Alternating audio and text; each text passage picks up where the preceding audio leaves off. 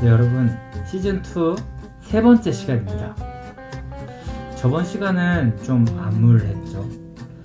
우린 하나님의 창조 목적에 전혀 부합하지 않은 삶을 사는 죄인이라는 것을 확인하는 시간이었습니다. 생명과 사랑과 정직과 도구로서 쓰임을 받아야 하지만 어느 것 하나 제대로 하지 못해내는 우리는 죄인입니다. 그렇다면 우리가 왜 죄인이 되었는지, 그리고 그런 우리는 대체 어떻게 그 굴레를 벗어날 수 있는지 함께 알아봅시다. 로마서 5장 12절에서는 그러므로 한 사람으로 말미암아 죄가 세상에 들어오고 죄로 말미암아 사망이 들어왔나니 이와 같이 모든 사람이 죄를 지었으므로 사망이 모든 사람에게 이르렀느니라 라고 하고 있습니다. 허나 그 한 사람, 아담으로 인하여 우리에게 죄가 들어왔다는 것인데, 아담의 죄가 왜 내 죄가 되는 것인가? 왜 내가 그 죄를 그대로 받아서 지금도 그 창조 목적도 제대로 해내지 못한 채 살아가야만 하는가? 이에 대해서 로마서 5장 14절은 이렇게 말합니다. 아담으로부터 모세까지 아담의 범죄와 같은 죄를 짓지 아니한 자들까지도 사망이 왕노릇하였나니 아담은 오실자의 모형이라. 아담의 범죄로 죄가 세상에 들어왔고 사망이 왕노릇하였다고 합니다. 아담의 범죄로 그는 본질적인 죄인이 되었고 그 죄인된 본질로부터 우리 모두가 태어났기에 그와 같은 범죄를 저지르지 않아도 우리는 본질적 죄를 갖고 있는 것입니다. 범죄한 사실 자체가 중요한 게 아니라 범죄로 인하여 죄가 아담에게 들어오고 아담의 후예인 인간 모두는 똑같이 본질상 죄인이 된 것입니다. 예를 들어서 음주 단속에 걸리는 사람이 있다고 칩시다. 음주 단속에 걸리는 사람은 술을 마신 사람입니다.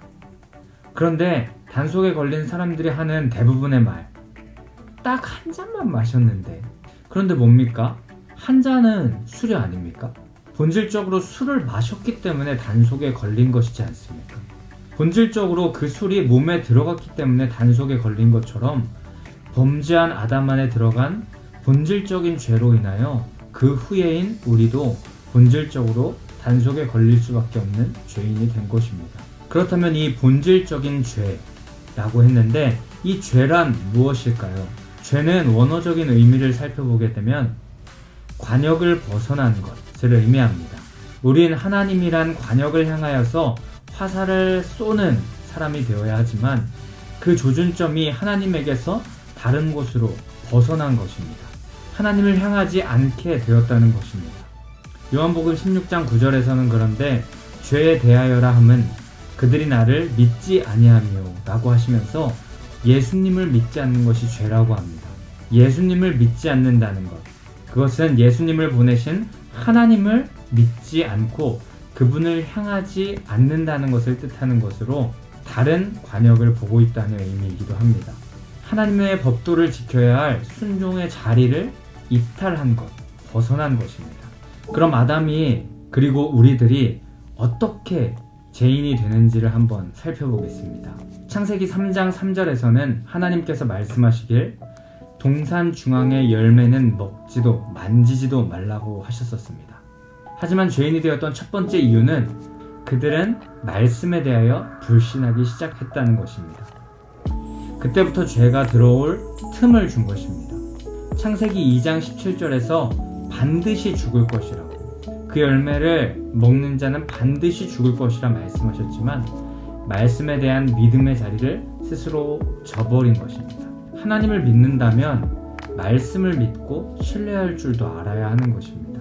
그리고 말씀이 육신되어 이 땅에 오신 예수 그리스도를 믿는 그 믿음을 가진 사람들이 관역에서 벗어나지 않는 자들인 것입니다. 우리가 죄인이 된 두 번째 이유는 사단의 유혹으로 인하여 불신의 환경을 열어준 것입니다. 뱀이 우리를 유혹했을 때 우리는 그런가? 하면서 사단의 유혹을 받게 되고 그것으로 인하여서 우리는 죄를 짓게 되었던 것입니다. 세 번째로 먹는 것과 마시는 것을 생각 없이 했던 모습으로 인하여서 죄가 우리에게 들어왔습니다. 창세기 3장 6절에서 하와가 그 나무를 보았을 때 먹음직도 하고 구함직도 하고 지혜롭게 할 만큼 탐스럽기도 했다고 했습니다. 그 동산의 열매를 매일매일 보았을 텐데 왜 유독 그때만 그렇게 보였을까요? 바로 사단의 유혹을 받고 관역을 벗어났기 때문에 하나님의 눈으로 보는 시선을 잃어버리고 먹는 것도 마시는 것도 모두 다 자기 마음대로 하게 되었기 때문입니다. 먹는 것도 마시는 것도 가지고 싶은 것들도 모두 관역을 하나님께 바로 둔 상태에 있을 때에만 우리가 그 모든 것을 바르게 올바르게 해낼 수 있는 것입니다. 그렇지 않으면 죄의 길로 갈 수밖에 없습니다. 넷째로 우리가 죄인이 된 이유는 죄를 자꾸 전파시켰기 때문입니다. 창세기 3장 6절 후반부에서 죄를 먼저 지은 여자는 남편에게도 주매 그도 먹은지라 라는 말과 같이 함께 죄를 짓게 되었다고 합니다. 죄의 확산성은 이와 같이 엄청납니다. 이후에 아담의 죄로 가인은 살인을 범하게 되고 죄는 이 세상에 더 활개를 칩니다. 우리는 죄를 전파시키는 자가 되어서는 안 됩니다. 하나님께서 우리에게 말씀을 맡겨주셨는데 그것은 신경도 안 쓰고 살아가는 것은 옳지 않기 때문입니다. 우리는 죄를 전파하기보다 맡겨주신 말씀을 전파하고 가르치는 사명을 감당해야 합니다. 그런데 이렇게 우리는 죄인이 되는 과정도 살펴보고 우리가 죄인이라는 것, 본질적 죄를 가지고 있는 죄인이라는 것을 알게 되었는데 그렇다면 이런 우리가 어떻게 해야 될까요? 무엇을 해야 할까요?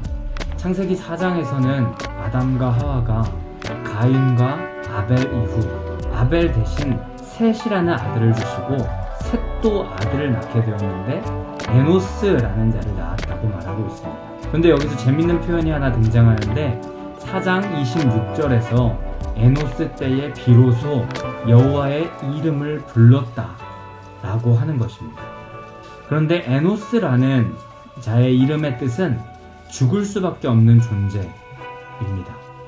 즉 죽을 수밖에 없는 존재임을 깨달았을 때야 비로소 여호와 하나님을 찾았다는 것입니다. 여러분, 죄인된 우리, 사망에 놓인 우리가 가장 먼저 해야 할 일은 죽을 수밖에 없다. 우린 죄로 인해 죽을 수밖에 없다는 것을 인정해야 합니다. 죽음을 절감할 때에 생명에 대한 간절함이 생기기 때문입니다.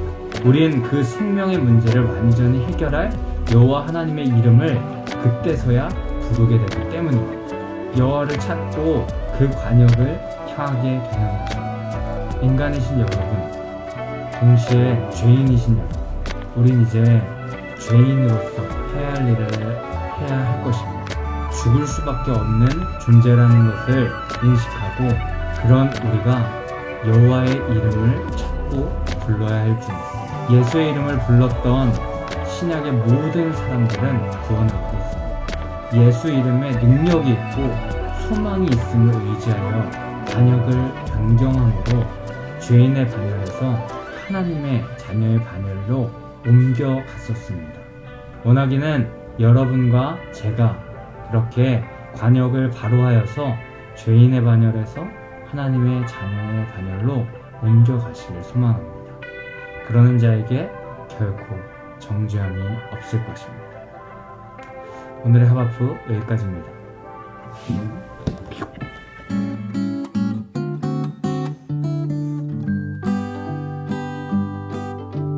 Dashing through the snow in a one-horse open sleigh, o'er the fields we go.